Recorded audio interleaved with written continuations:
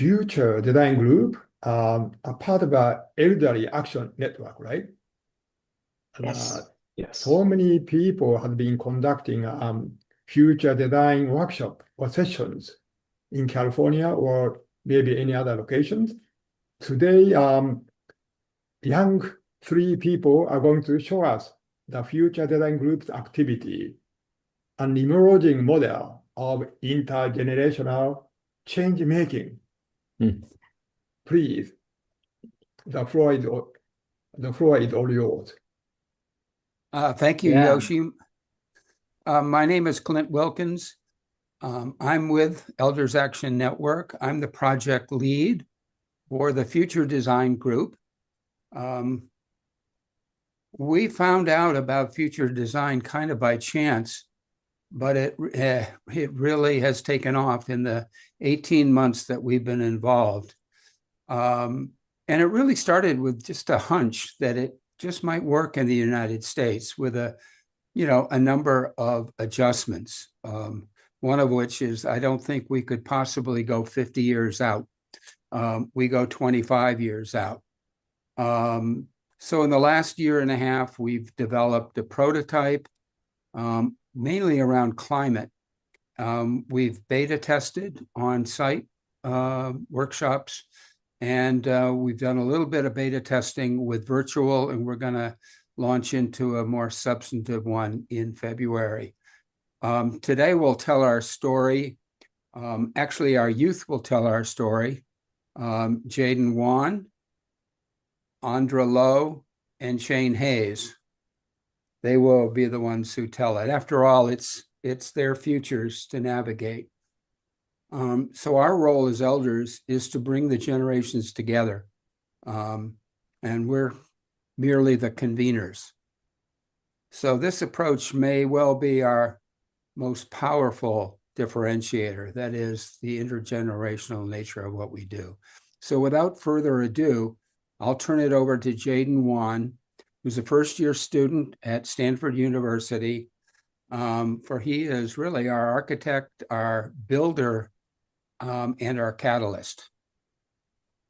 Yeah, I appreciate it, Clint.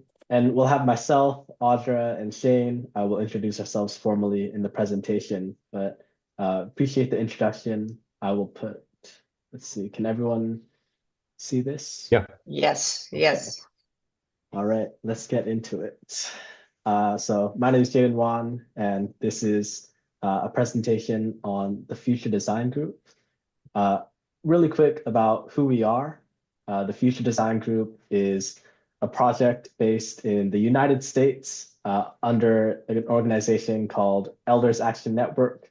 This is a nationwide organization in the US that's working on policy, specifically in, we call it ESG, so environmental, social governance. And the Future Design Group is under that organization.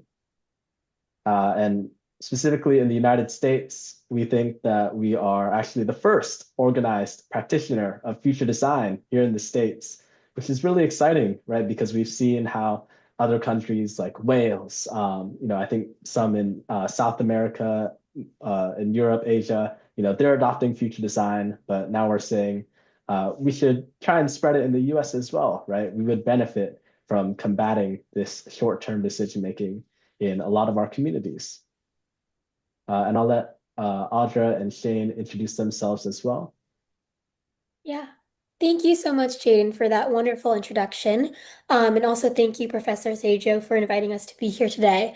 I'm Audra Lowe. I'm a senior at the Nueva School in San Mateo, California, and I'm super passionate about environmental advocacy and intergenerational changemaking. And I'm also one of the youth directors here at the Future Design Group in the United States. I'll pass it to Shayne. Thanks, Jayden and Audra.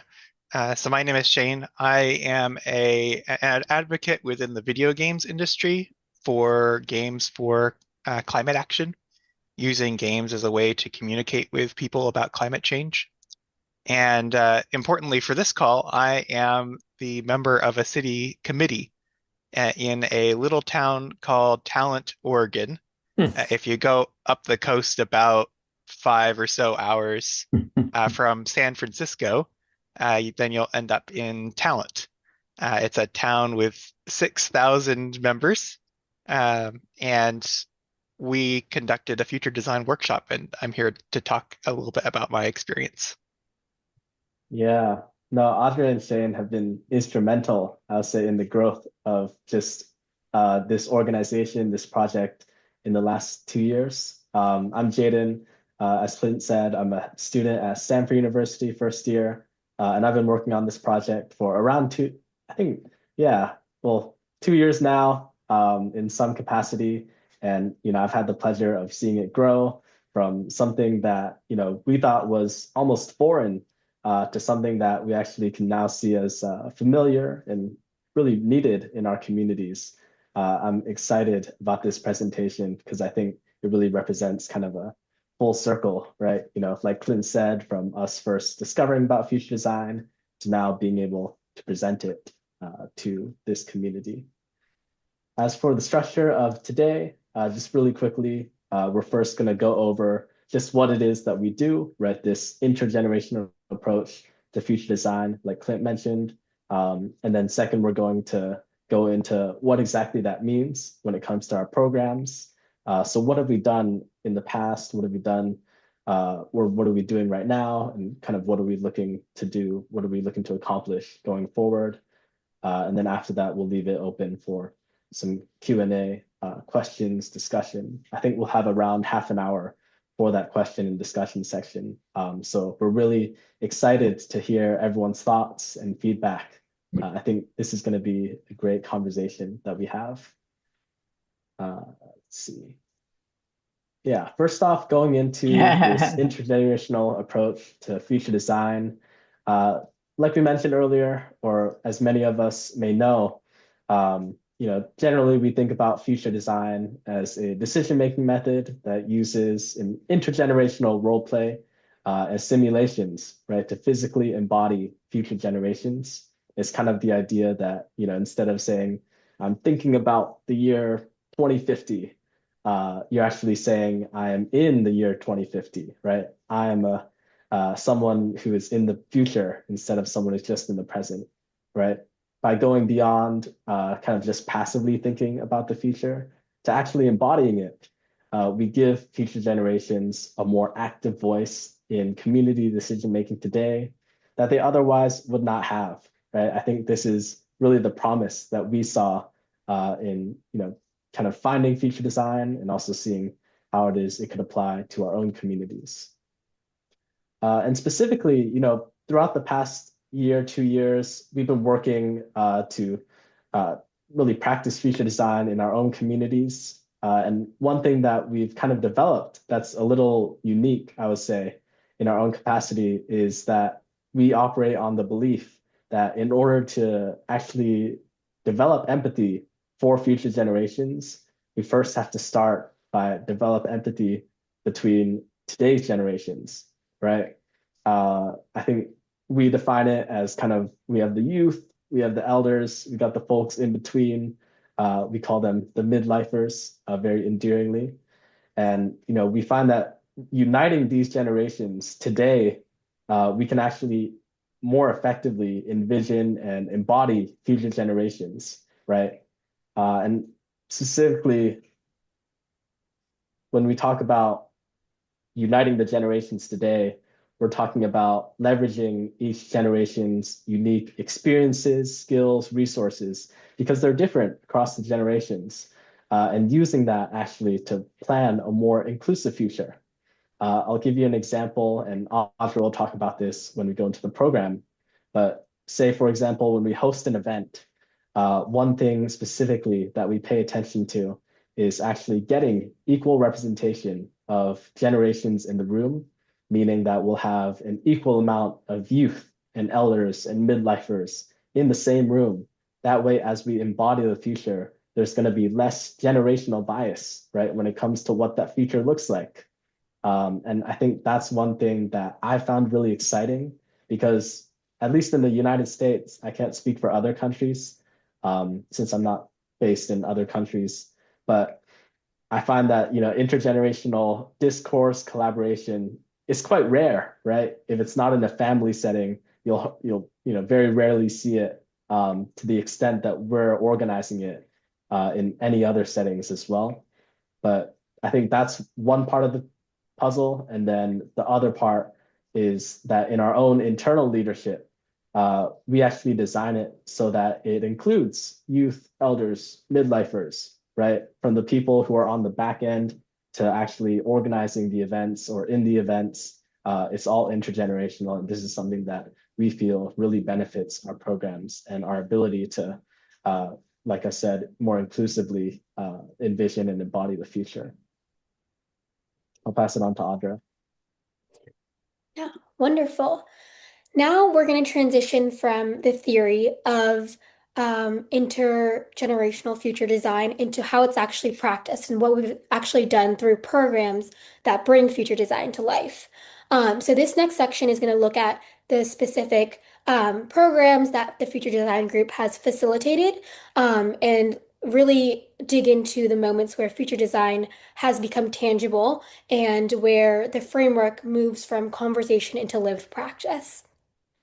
I will say we are a new group, so much of the work we have been doing has been a learning process. So we've been reflecting on what has worked and what still needs improvement. And that's also why we're here today to get feedback and converse about what we can be doing in the near future.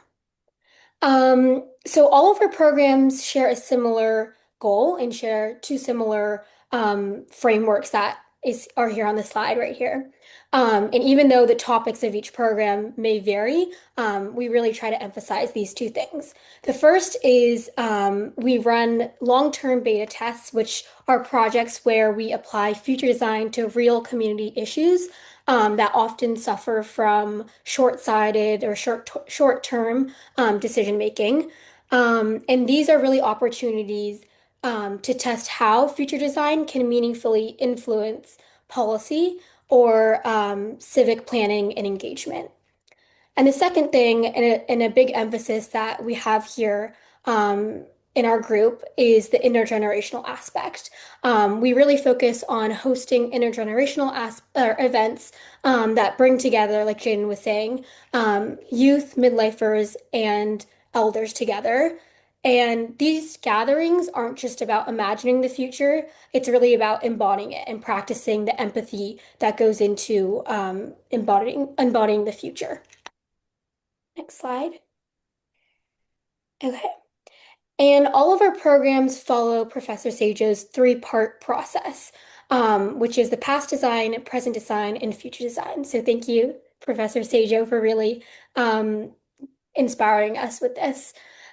So we start by grounding ourselves in the past to better understand what choices or patterns that have led us to the situation we are in today. And then we move into the present design, which is examining what decisions feel urgent and necessary right now, and where do we need to be moving towards in the future. And then finally, when we think about past design, that's really where we time travel into the future, embodying hypothetical future citizens and asking what would they think of our choices today and what would they want from us. And this is really the core of what we do. This is what really makes our sessions, our programs really powerful. It's this three-step process. Yeah.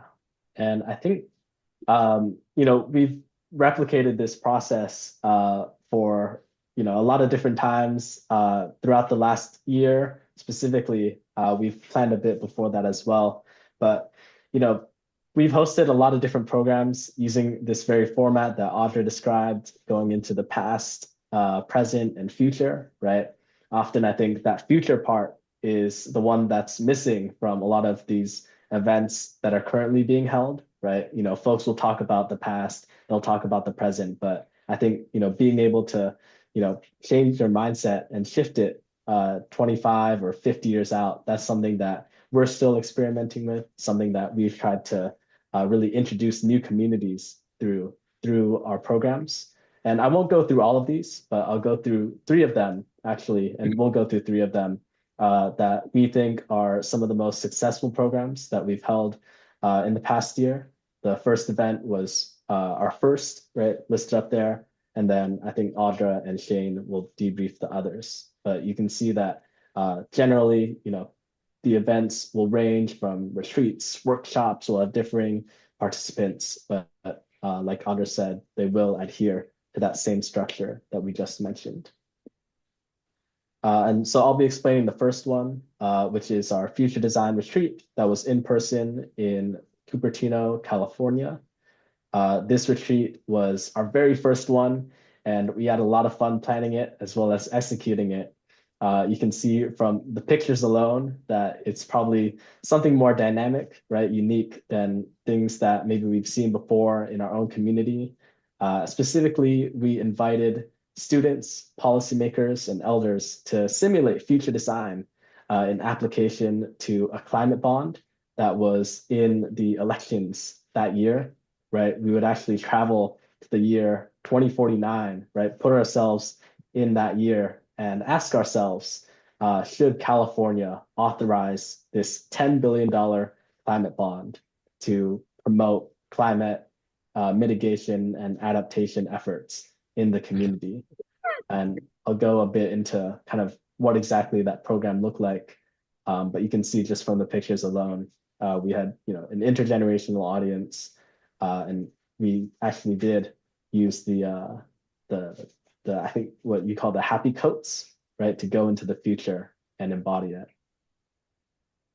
First off, like Audra said, during that day, we went into the past, right? Going into the past design, we talked about things like, what was something, I think we went back 25 years, what was something from the year 1999, for example, that we couldn't have imagined maybe would be here in 2024. So we talked about what it is, things that were in the past that maybe we couldn't have predicted, would manifest here in the present. And then I think after that, we went into a present tense debate.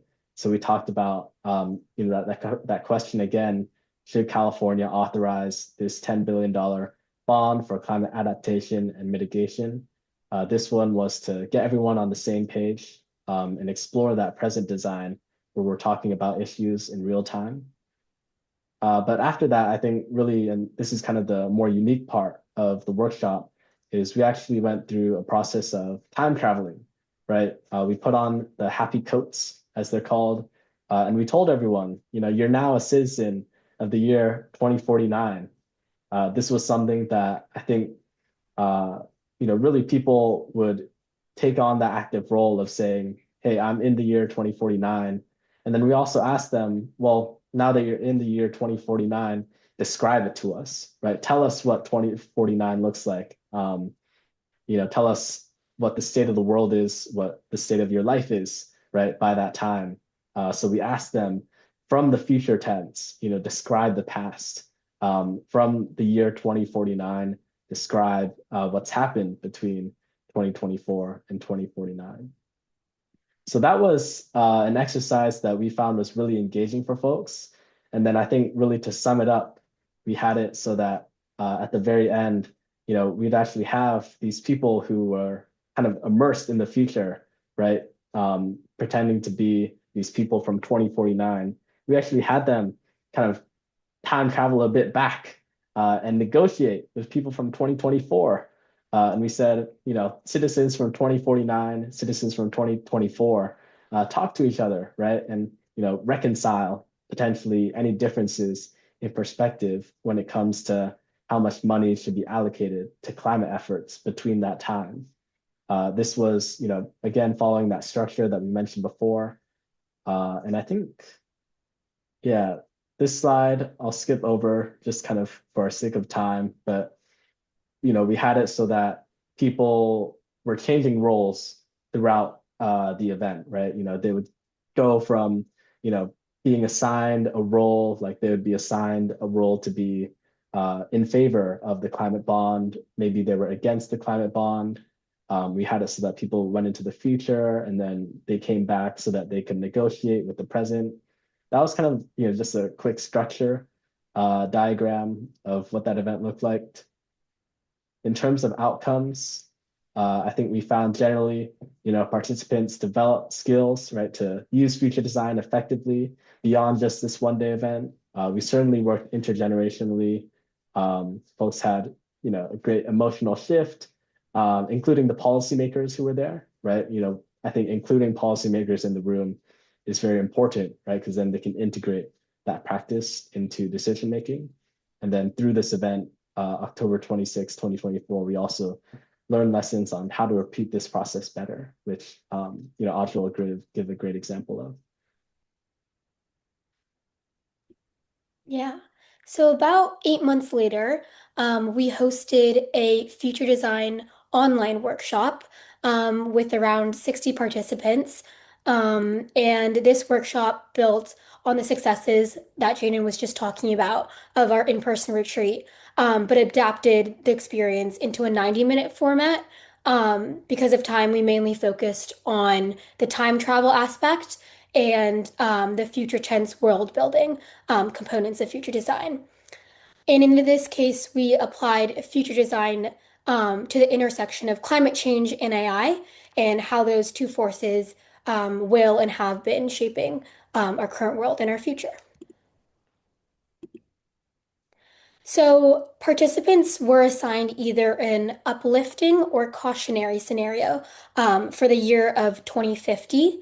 So an example of each, or example of the uplifting scenario is AI accelerates global reforestation efforts. An example of the cautionary one is AI accelerates resource extraction and environmental harm. And then participants were basically tasked with embodying imaginary people living in that world of 2050, and were really probed to think about how it would shape their daily lives, socially, technologically, economically, environmentally, and politically. And we call this the STEEP framework, which I will talk about more. Next slide. Perfect. Okay, so here's an example of what our participants were given. And this slide particularly focuses on the uplifting scenario.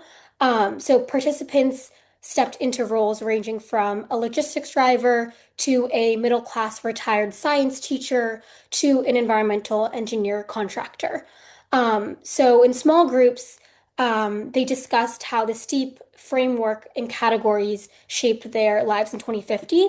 And many of the conversations talked about the benefits, because this is an uplifting scenario, of the AI influence on climate. So people talked about cooler neighborhoods, cleaner air, or even new types of jobs that would emerge if this actually happened.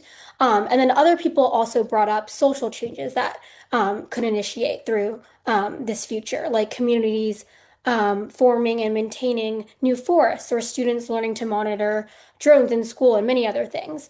And then there were also bigger questions of technology, of who oversees AI, and what does that mean for our future. So it was really interesting because what people talked about was not only the environmental impacts, but a lot of the day-to-day impacts that that we would inhabit in the future. And that's really how decision making occurs, or how the consequences of our decisions happen. Usually, there's many other factors that go into it. So it's great to see that people were really imagining it in these smaller groups. Yeah, I'll cut it there. Yeah, and lastly, like I said before, this was one of our first online workshops. So a few weeks later, we came back together and we reflected on what were our strengths and what were our shortcomings and how we can learn from this. And on the strength side, I think Zoom dramatically really reduced the logistic part of it. It was super easy to get people invited to the event, on the event, and didn't really discriminate based off of location. Everybody could join. And there were some challenges too, though. I think some of them were that it was difficult to embody a person over Zoom through a computer. It was difficult to kind of feel that immersion. Whereas, like Jayden was saying, in the in-person event, people were able to wear those happy coats, draw on whiteboards, and do other physical things that you can't really do on Zoom. Um, and that kind of translates to that there are kind of less community connections online than you can create in person. But these are kind of just our takeaways that we have taken from this experience and are continuing to evaluate and think about when we plan our future events.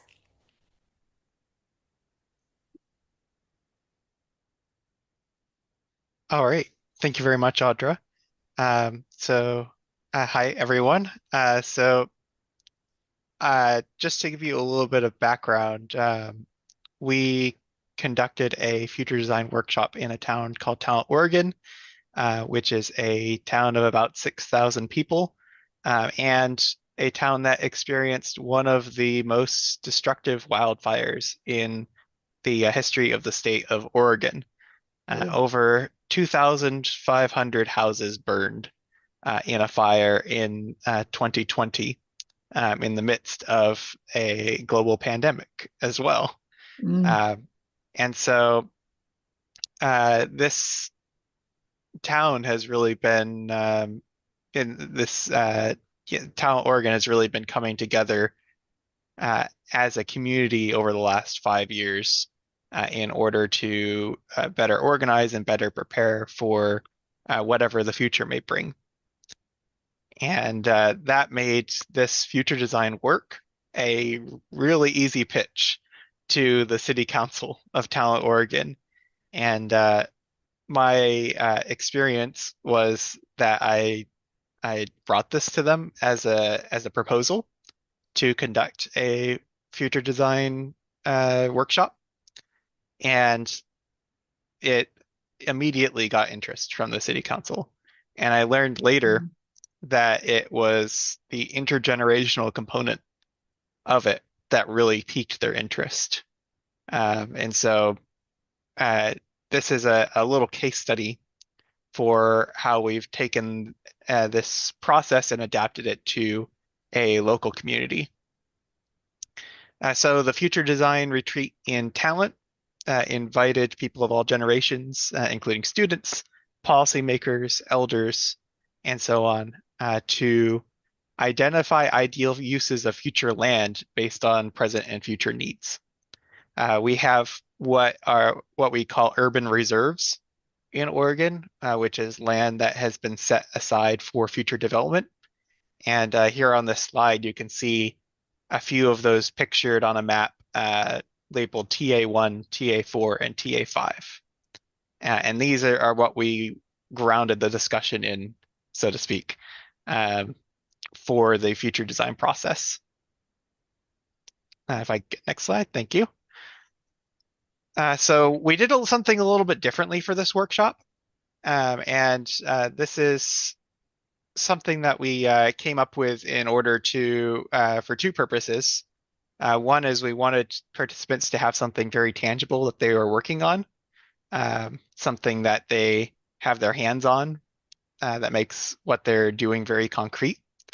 And then it gives us an opportunity to look back at all of their thoughts that are otherwise lost when they leave the room.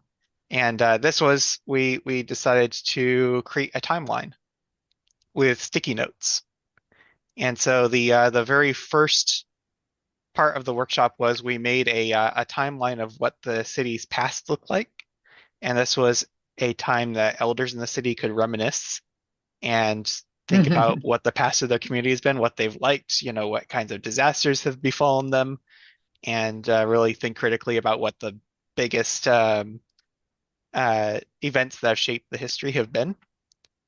And then we have done some, you can go to the next slide, I think now. So that was the past. Then in the present, we introduced these new plots of land, TA1, TA4, TA5, and brainstormed ideal uses of those land based on the present needs of the community. And then we entered the future. We put on little, it says ribbons here, but we actually put on little flowers, little foam flowers. in order to enter the year 2050. And we had participants create a timeline just like we had done for the past, create a timeline for 2025 to 2050.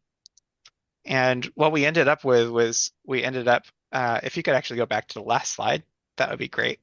So you can see we had a few different diverging timelines that participants made, portraying a range of different futures. And some of these were more positive, some of these were more negative. Most of them had both positive and negative elements mixed in, and each table kind of did a different projection. And the participants presented those futures to each other so that everyone knew the wide range of futures. And then we had residents from the year 2050 send a message to the past that included risks and opportunities that they identified in their timelines. And based on that understanding, we came back to the question of what do we do with this land that would best serve our community both now and moving into the future. Next slide, please. Thanks. So a lot of the program outcomes are very similar to the retreat that was conducted in 2024. One thing that I would like to highlight is our participants. We had a survey at the end, which we're still getting some feedback coming in since this was less than a month ago. So far, the survey results indicate that the intergenerational nature of the workshop was very beneficial for breaking down generational stereotypes, and that we actually did a very good job of breaking down those silos between generations.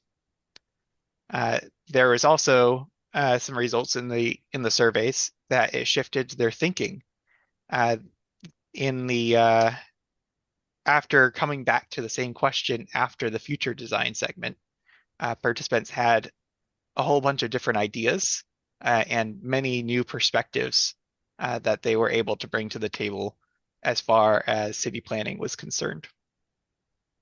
And then, of course, I feel like one of the most key things that shouldn't be overlooked is just the potential of events for this to get people involved on a civic level more long term, to let people know, this is how you can get involved moving forward to advocate for climate resilience, to advocate for robust democratic decision-making structures in your communities. I'll hand it back to Jayden. Cool. Yeah, I appreciate it. I think as you've all seen, future design is a very versatile method. Throughout the different programs, you'll see there's differences, similarities. Just quickly on the programs that are upcoming or ongoing, two that are listed here is just one, we're working on a workshop series. That's going to be February 2026. We're going to invite audiences in a 3-part workshop to look into future design on real world issues. And then we're also looking into potentially an intergenerational climate forum. That one's still in the works. But myself, I'm going to be involved in that. That one I think will be very successful. I think one thing that I'll highlight, and this is going to be the last thing, is that actually currently as an organization, we're undergoing a process of strategic planning. And as all organizations do, we thought, hey, let's think about 2026. What do we want to accomplish, right? And so we started thinking, but then halfway into that conversation, we actually thought to ourselves, we stopped, and I think it was Joan over here who really advocated for us to go in this direction, is to tell ourselves, hey, we're the future design group.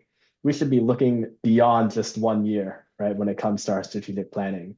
So actually, we're hosting our strategic planning meetings in the upcoming year, and we're actually going to look 25 years out, the future of the future design group. We're incorporating future design into the process of envisioning our organizational future, which I think is brilliant. But we're going to leave it up to you and you all, I think, to discuss, because I'm sure there's questions or thoughts that people have, and we would love to hear them. Yeah, appreciate it.